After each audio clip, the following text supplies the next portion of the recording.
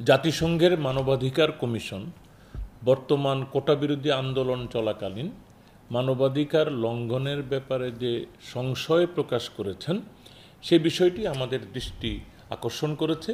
আমরা দেখি যে গত 19 এবং 25শে জুলাই দুটো বিবৃতি তারা দিয়েছেন। সেখানে তারা সুনির্দিষ্ট কোনো মানবাধিকার লঙ্ঘনের কথা বলেন নাই, তাদের শঙ্কার কথা বলেছেন। কিন্তু তারা মাননীয় প্রধানমন্ত্রী অফার করা যে তদন্ত কমিশন, কিন্তু সেখানে তারা মাননীয় প্রধানমন্ত্রী পুরো ঘটনা বলে মাননীয় প্রধানমন্ত্রী সকল ঘটনার তদন্ত করার জন্য যে বিচার বিভাগীয় কমিটি করেছেন, জাতিসংঘ প্রস্তাব করেছে যে তারা সেখানে কারিগরি সহায়তা দিতেও আগ্রহী। আপনারা সবাই জানেন যে মাননীয় প্রধানমন্ত্রী ইতিমধ্যেই জাতিসংঘের এই অফার গ্রহণ করেছেন, জাতিসংঘের এই প্রস্তাব সাদরে গ্রহণ করেছেন এবং বলেছেন জাতিসংঘের সাথে যোগাযোগ করে এই কমিশন জাতিসংঘের সাথে যোগাযোগ করে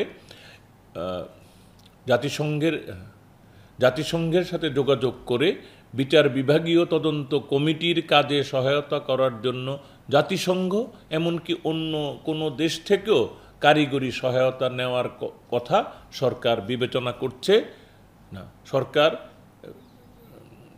কারিগরি সহায়তা নেওয়ার ব্যাপারে সরকার সিদ্ধান্ত গ্রহণ করেছে। এটাই হলো মূল কোনটা লাস্ট লাইনটা।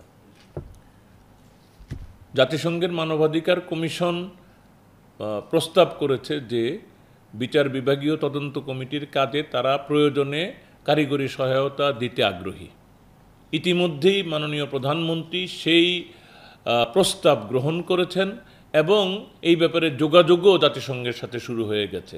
মাননীয় প্রধানমন্ত্রী এর বাইরেও যদি আর কোনো দেশ থেকে কারিগরি সহায়তা নেওয়ার প্রয়োজন হয় সেটার ব্যাপারেও সিদ্ধান্ত গ্রহণ করেছেন। এটা গেল একটা।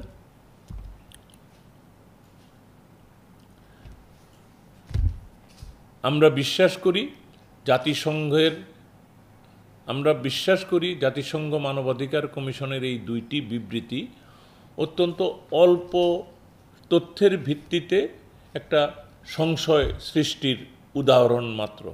আমরা এটাও বিশ্বাস করি যে জাতিসংঘ যদি আরও নিরপেক্ষভাবে তথ্যানুসন্ধান অব্যাহত রাখে এবং পুরো চিত্রটা তাদের কাছে যদি পরিষ্কার হয় তখন তারা মানবাধিকার লঙ্ঘনের কারা হোতা সে সম্পর্কে স্পষ্ট ধারণা পেয়ে যাবেন।